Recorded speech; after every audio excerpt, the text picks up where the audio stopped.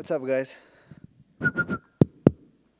Hey, Marlon, change of opponent, but still fight week here in Boston. Big spotlight on the division. How excited are you to get back in there and compete on Saturday?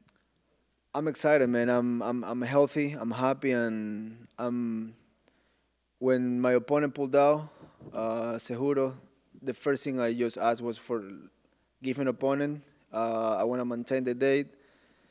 I just want to. I don't want to sit around and just wait. I mean, what's the point? I'm healthy. I'm training every day, so the more reps I get, the better I get. So let's roll. Cejudo's obviously a former champion. That would have been a great win to have on the resume, but like you said, it was important for you to remain on the card. How did you react to getting Pedro as an opponent? I mean, I went through the rankings, kind of like asked what was available.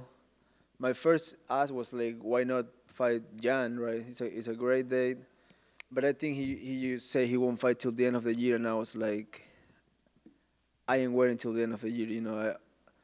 I like to fight 3 times a year, and I get things get slow in the top, but I was just like, who's available? And it's like, and they called me one day, so like Pedro already took it, so I was like, fuck it, why not? Do you like this fight better? In a way, he's another durable guy. He's been a lot of fun fights. He's never been finished, so it creates a different challenge there. Do you like Yeah. this matchup stylistically better than Cejudo?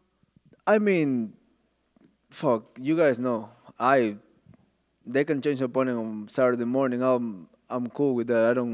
I don't trip like that. So I like the fact that I have a fight. I mean, if it's Cejudo, Pedro, or fucking whoever from anywhere, I'm down. And I'm glad I got to fight. I'm glad I get to get paid.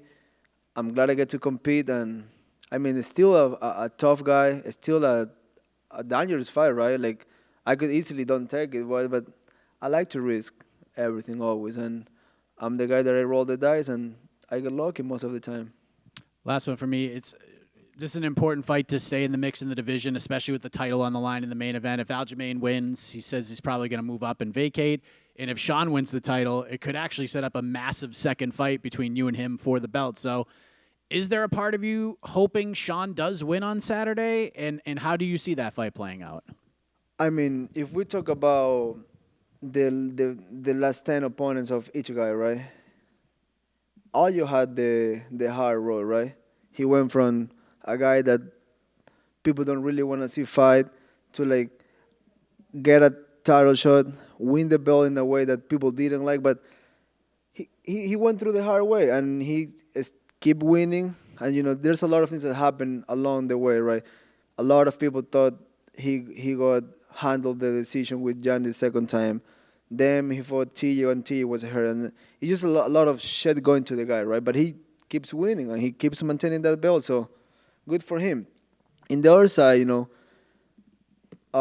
they did more like a little bit of a boxing record for O'Malley. I mean, when they set me up to fight him the first time, it was pretty much his first test, right? And you can say whatever the fuck you want to say, you still got in TKO. The referee still pulled me out, so I don't, cause much damage. And I mean, you can say whatever you want, but the facts are there. And then he fought Munoz. It was an eye poke. And then he went straight to fight for number one contender against number one guy in Jan at the time. And the guy was, is a striker versus striker, but the one is, pretty big for the other guy. So style-wise, it was perfect for him. So good for him. Some people gotta go a little harder than others. So in terms of in paper, all you should win. But it's a fight. So if he lands first, he punch hard. I've been in front of him. I know he got power, he got good speed, but the arsenal is very limited in my opinion. It's a one at a time type of guy, and we'll see if he can really fight. But if he wins, I mean, make my life a little easier. I can also jump the ladder just like he did. And I know it's business, so either side I'm cool. I'm focused on fucking Munoz. That's all I need to worry about till Saturday midnight. After that, we'll figure it out. Well, after your last fight, there were some accusations at you from fans and stuff that you're maybe not active enough in there and you don't go for it enough. Is that something that you recognize and agree with, or you disagree with? And if so, what do you do to correct that? In my opinion, I took that loss very personal. I took the loss like it was pretty much my fault. That was a shit fight. When I rewatched it, I was like, fuck, that was a poor fight. I text Dana myself and I say, I apologize. I'm like, sorry, dude, you don't pay me to fucking fight like that. But the best way to describe it, it was like, camp was great. I was healthy. And in 21 fights in the UFC, I never came with an excuse. I fucking hate when people blame it on the manager, on the coach, on my mom wasn't there, my dad, whatever, right? I'm not that guy. Even if I have something going on, I will never speak it out because it just sounds like an excuse. The best way to tell it, I felt sick. I just wasn't myself that night, and you know, it's still landing good shots. It's still, if you see the phases, I still making a little more damage, but I was just, I kind of like I lose to myself. It was a weird one, and I just turned the page, went back to the gym, and say, fuck it. The only way to get over with that feeling is winning this weekend. So that's why I asked for this date, and I say send me a contract with a name, doesn't matter who it is, and this weekend I'm gonna make it better. Do you think that's something that no one can really appreciate, maybe even other fighters, until they experience it, right? Like Charles Oliveira said the same thing when he fought Islam. He's like, hey, that just wasn't me that night. Is that something that until you're in there and just nothing's really clicking, you can't really understand? It's really hard to like predict that, right? Because you wake up in the morning and you feel the nerves just like any other person. But even when I did the shakeout, I was out of balance. I was kind of like pushing things, and I just didn't feel great. And I was like, well, that's a shitty feeling. I guess I gotta dig deep tonight. And I pushed the pace. I mean, the first two round, I I was flat. Those takedowns, I was like, I wasn't even reacting. It was like almost like my pop would come at times, but then it will also like be gone for a while. So um, it's life, right? Sometimes you get bumps in the road. Sometimes it's a test to see how strong you are and how you can come back from moments like that. And fuck it, this Saturday I'm gonna go for. You sort of made reference to it, and we're talking a bit hypothetical here, but say Sean won and you won on Saturday, and they did rebook that fight again. It feels like it could be a massive fight, right? Now, both your star profile has risen since the first time you fought. Is that something you'd be excited about? Not just fighting him again, but fighting him again on a massive stage? 100%. That's just money right there, and I don't left money on the table. I mean, if we go and win this Saturday, we can fight November, December, next month. I mean, anytime. And I know that will be this is a great payday for both, and it's business. If we win on Saturday night, that fight's happening. So the rest of the top five can just sit and wait. It's business. Hey, Marlon. Obviously, you've been a ranked opponent for a really long time in the division. So has Pedro Munhoz. We asked him earlier, like, how long has he envisioned a fight with you? Same thing. How long have you kind of had him on your radar? Honestly, I called him out once. When I fought John Lineker in Brazil, I called him out that one time to fight like in that card because I didn't have a fight coming up. So I was like, I went kind of like through the rankings and I was like, hey, you want to fight? And then my management told me like, oh, he's fighting in Font that night. So I was like, cool. And I kind of like literally forget about that specific fight. And our careers went different ways, right? At some point when he fought Starling at that time, he was ready for a title shot. He fell short in that decision. And then we kind of been like, when he's been in the top 5, I was in the top 15. Then when I got to the top 5, he was kind of lower. And right now it was just like whoever was available. And he was available, I was available, and it just happened. But I wasn't really thinking for a long time about fighting him or really anybody else. You've been on a nice run recently. You're fighting in main events, taking on higher-ranked guys like Dominic Cruz, Corey Sandhagen. Him, on the other hand, he's lost 4 of his last 6 fights. When you view him, do you still view a top contender, or do you see a guy that might be showing signs of decline? I mean, you see a little bit of decline, and age doesn't lie, right? He's 37, 36. So, I'm the younger person, and I'm somebody that just hit his prime, and I'm getting just better by fight. But I mean, you can take it easy, and you can just get loose in there and thinking, oh, it's gonna be easy. He's a little slower. He's still gonna try to fuck me and take my head off. So I'm aware of that, and I'm not fucking around. I really want to win, and I train just as hard like I was training for Cejudo. I mean, anybody can beat you in any given day, especially if you're kind of like loose and taking it easy. I don't fucking do that. And last question for me, I look over his record. It looks like he's never been stopped in his career. Do you think you could be the first person to stop him? And are you expecting it? I don't even think about that. I mean, when I fight somebody, I don't go over how many times they get submitted, KO, or how many decisions. Once I'm in that cage, I'm just fighting for my fucking life, and I'm putting everything in the line. So I'm not looking forward for the knockout. That's why I get a lot of those. But I'm just trying to win. That's all that matters. Chito, aquí en español, ¿cómo vas? ¿Todo bien tú? Bien, bien. Oye, estaba supuesto a pelear contra Henry Cejudo, obviamente un hombre bien grande, ex campeón. Pedro Munhoz sigue siendo un hombre reconocido, pero de pronto no tiene el prestigio que tiene Henry. Pero también muchos fans están viendo esa pelea como una pelea más vistosa, ya que Pedro le gusta guerrear.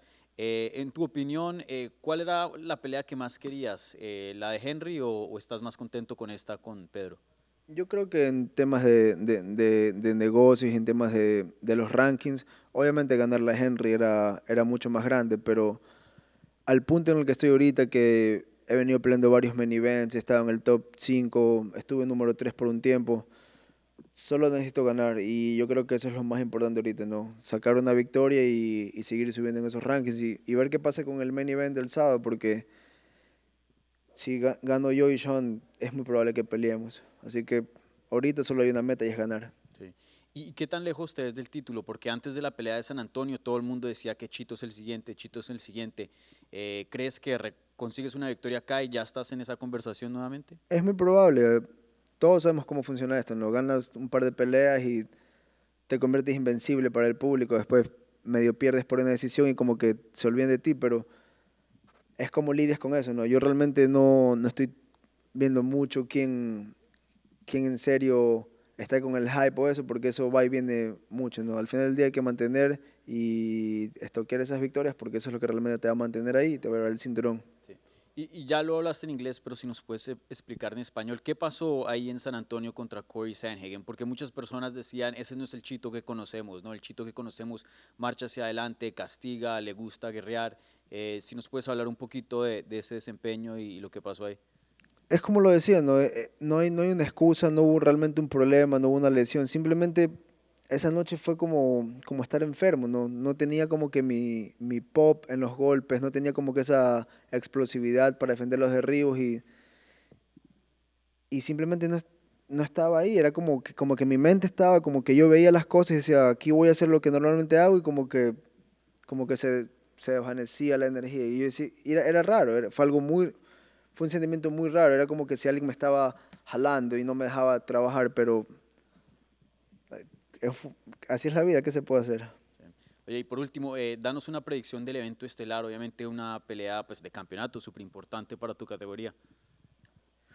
Yo creo que en papel Starling debería agarrarlo y grapplearlo y dudo que tenga el cardio que tenemos nosotros para poder estar parte y pelea, parte y pelea, parte y pelea. Pero por otro lado, sí, él sí tiene ese golpe de sorpresa, ese finta y tira un par fuerte.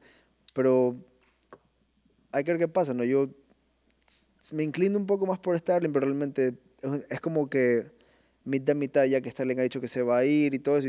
Y todo eso significa que ya está cansado de cortar peso y hay que ver si no llega a esta pelea como que sin muchas ganas. Hay que ver. Gracias. Gracias. Chito por acá, perdón, ¿cómo estás? Bueno, quería preguntarte también, ¿cómo, tomando en cuenta que se ha hablado mucho aquí en el salón, porque antes estuvo Pedro Munhoz estuvo ahí arriba, de lo parecidos que son ustedes como peleadores, de que a los dos les gusta más estar parados e intercambiar golpes, y de que también los dos tienen buena mandíbula, buena quijada y son buenos para aguantar golpes. ¿Cómo visualizas tú o cómo ves tu pelea del sábado ante Pedro, sobre todo en el primer round, desde el inicio? Pues yo creo que simplemente tengo que ser el peleador más inteligente, tomar mejores decisiones, ¿no? Ha hecho una buena carrera usando su mentón, usando como que su durabilidad para pelear, pero yo por otro lado tengo buen mentón, pero trato de no usarlo, ¿no? Entonces, la clave en esta pelea es ser más inteligente, ¿no? A tocar, moverse y buscar la forma de ganar, porque yo no estoy planeando entrar ahí e intercambiar con él. Mi plan es diferente, así que yo sé que no, como que tal vez nos puedan comparar, pero somos dos peleadores muy distintos y en mi opinión soy el peleador más inteligente y más joven. Tomando en cuenta que también, aparte de tu pelea con Pedro Muñoz, también va a estar peleando Aljo, por supuesto, con Sugar Sean. ¿Qué tanto crees que pueda cambiar el panorama de la división de peso gallo después de este día sábado? Yo creo que una victoria me puede posicionar en el ranking, me podría ayudar a subir un par de posiciones, pero en caso que eso no pase, yo creo que ganar me tiene ahí parqueado para esperar por una pelea por el título. Gracias, Chito. Gracias a ti.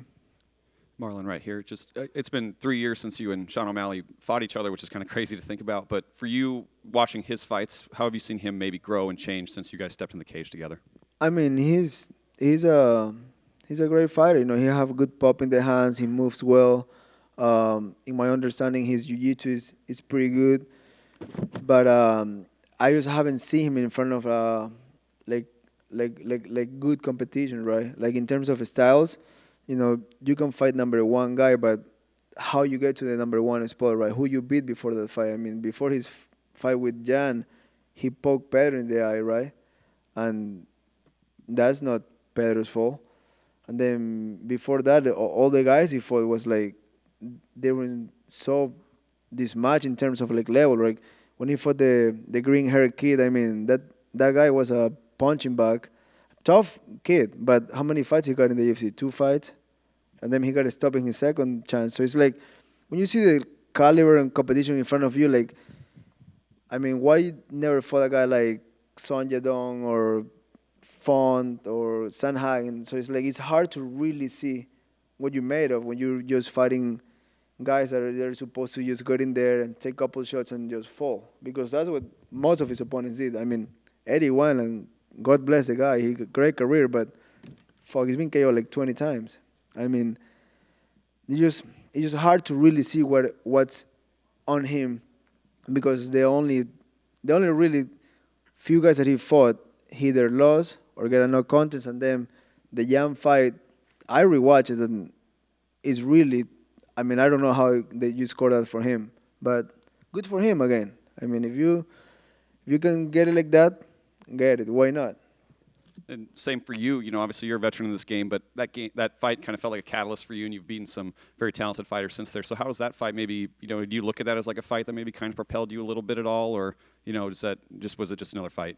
For me, it was just another fight. I feel like it gave me like kind of like more eyes on the TikTok world, on the YouTube world, but I mean, that's what it is. I feel the fight that really set me up for all this greatness and all these good things happening in my life is the Frankie Edgar KO in MSG. That's when really my life changed. And, you know, beating O'Malley was just beating a Contender Series guy that was kind of popular. That was about it.